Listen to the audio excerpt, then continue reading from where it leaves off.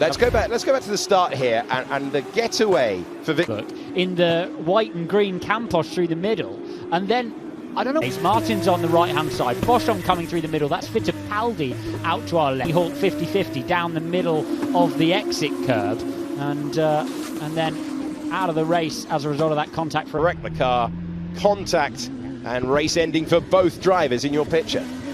Had to be out of the race there.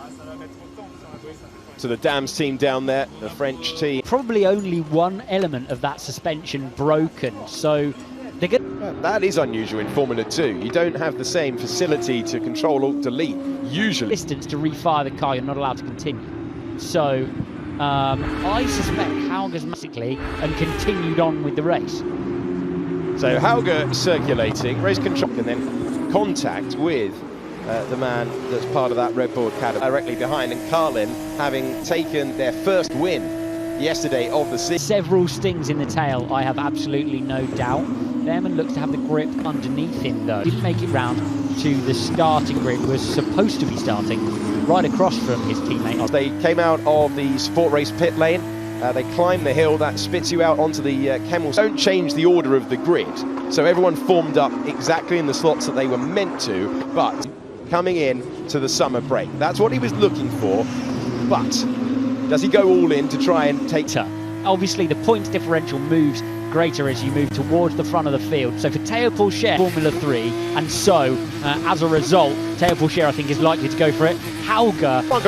It's lap 3 and 25. The championship lead is in the balance, and the race lead is in the balance. You have Oliver Behrman, the part of the Sauber Academy, that engineer the car for Alfa Romeo, and we're now going to fire up those tyres. Remember, the soft tyre, tight, snaking off the road and managing to continue. Here we go. Maloney said, let's be careful. Come together, and that's going to be tight on the restart. Maloney said, let's be sensible, and they weren't. And that's what they were unable to do so. Down towards Brussels, Fittipaldi off then towards Théo Pourchaire. And after Leclerc, banging wheels. Oh, and he spun round. Oh, that's like a right rear puncture there for Leclerc before he spins. So he just needed to change the circuit, and it was a puncture for Arthur Leclerc, who sees the tyre carcass on the car. Tell you what, different first lap this time. First lap of the race proper, brilliant for Behrman. Of the restart, DRS range. DRS has now been enabled, and that could be vital. Certainly the strict. Fittipaldi over third position. Théo Pourchaire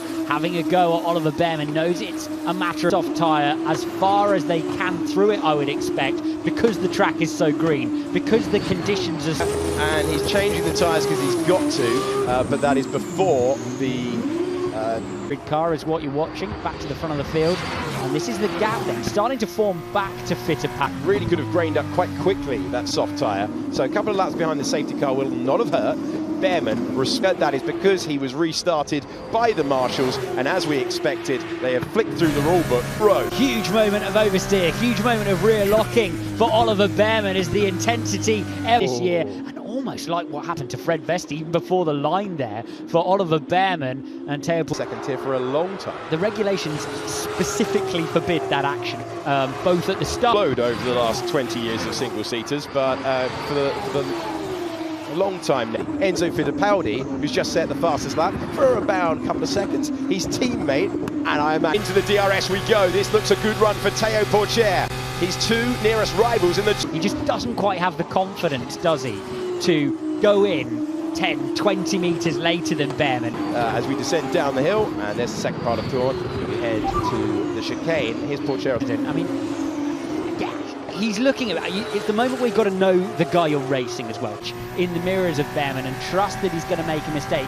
give you an easy pass on this alternative strategy, and is actually hanging in there, you know, at the back end. Main contention, you've got Leclerc, who did start on that strategy. He had to switch onto it. Never-ending story of the battle for the lead. You can see on the left, on the right, it is damp, it is greasy, and there's no way to involving Leclerc and Nissany is being looked at as they were banging wheels heading into Eau Rouge. Into Lecon. It looks like the pace is settled between these two. After on the medium compound tyre, here comes Doohan.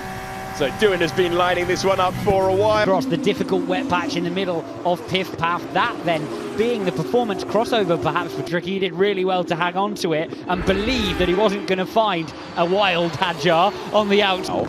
As we tick back through the field, it's now 8th position for Doohan. Fastest lap belongs to Alfa Leclerc. And put on Hauger making contact at that corner on the first tour. Fittipaldi now homing back in. Good response by Fittipaldi, who's trying to hang on and just keep Martins. Carlin went wheel to wheel at Leclerc, and Fittipaldi was able to... In front of you is Doohan on mediums, so mediums are not the preferred tyre yet, so we keep going. He's able to do. His next target up the road will be Darubala sitting in 8th place. Ever since that in-season test, and he was the winner of the feature race here last year, he's looking to make progress on the ultimate. When you try to get that cold, of course, no tyre warming apparatus allowed in Formula 2, that cold set of mediums. Terrible when I started the sentence. Over a second, but it's come back, and it's gone back there. So right on the cusp for Behrman in Jeddah. If you do that and let a chance like today when Awasa and Vesti are out, well, that would be... Here, Pourchaire, if he wants to make the move, and we're getting our first pit callers here. That's someone actually on the soft tire. It's much like we saw from Iwasa, wasn't it, in the feature race, where it's kind of the reactive. Then he put all 4 wheels over the white line. That's the trouble with cold tyres. Alex Todd. Racetrack, so yeah, that is an extremely likely penalty as we return to the front of the field. Behrman chasing his 4th win in Formula 2 today, trying to drive himself back into champ on re-entry to the racetrack. He's in 7th at the moment. Darubala comes in. On that set of mediums then for the MP car as they make their way out of... Momentum though. It's almost like there's some fluid or some oil beyond the general wetness exit of the pit lane, and we have a virtual safety car as a result of the debris, I would expect. No! So Isaac Hadjar on the front brakes, they instantly lock, and just the idle driving through first gear, treacherous down there, has to be the radio message. Very quick virtual safety car, and I suspect that forced Behrman to put a couple of wheels on the damp part of the circuit. Behrman driving on his mirrors. Pourchaire momentum through the edge. Look at Fittipaldi. Look at Fittipaldi. He's making a 3-car battle out of restart, because that's brought both of these leading two, as you correctly point out, within DRS range, and it's going to be a... Context of the championship. Yuma Iwasa knows what an opportunity he had today. Yes, he was 16th on the grid. We've seen drivers count any of the top 5 out in contention for victory here. Absolutely not. It's going to be a mixed-up race. As Martins and Maloney challenge their pit crews to a contest. This is going to be really interesting. If they can make it back onto the circuit, they would have been urged for heavy caution there from the teams. And Clement Ricard in your picture, and Josh Mason, who's got the tyres up to working temperature, and Maloney just needs, they did a good start. I still have the pace. What do you think? Time's not quick out. Time's not quick out. Here, Darubala with those tyres fired up. Darubala, who went to this tyre earlier on, there's going to be a difference. Oh, he's running. Fittipaldi takes the lead of the race on the track. Massive pressure for the drivers as well. Hit your marks. Do not. Pourchaire takes the net race lead, but they will have to fire up these tyres. They will have to worry about Fittipaldi. A gap. Let's not put us under pressure from Pourchaire as I come in and out of the pits. We go. Drops off the jacks. Pourchaire immediately drops the clutch. Behrman slightly slower on that right with Fittipaldi. Let's see if he can come out ahead. I'm expecting he'll be able to do so.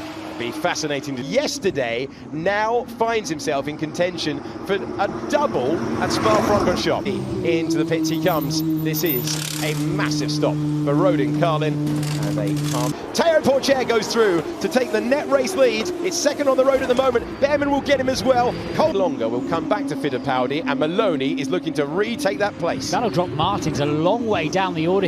It got momentary track position up to net race second, but in the end, the reason why. So it's going to be contact, round we go, and it's Juan Manuel Correa fighting against Crawford, both of them off the road, and Crawford out of the